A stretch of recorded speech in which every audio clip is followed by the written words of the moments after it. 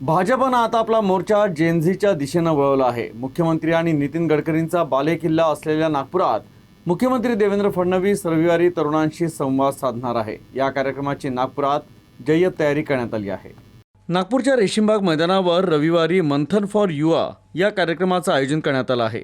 मुख्यमंत्री देवेंद्र फडणवीस या कार्यक्रमाच्या माध्यमातून तरुणांशी संवाद साधणार आहेत।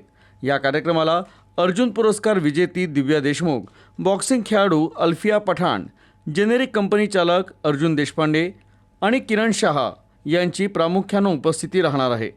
या कार्यक्रमाच्या वेळी 40,000 तरुणांची उपस्थिती राहणार असं नियोजन करण्यात आलं आहे।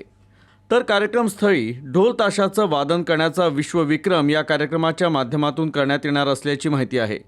अलीकडेच राष्ट्रीय स्वयंसेवक संघाचे सरसंघचालक डॉक्टर मोहन भागवत यांनी देखील तरुणांशी संवाद साधला होता।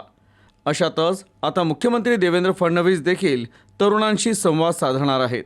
तर या कार्यक्रमाच्या अनुषंगानं युद्धपातळीवर तयारी करण्यात आली आहे।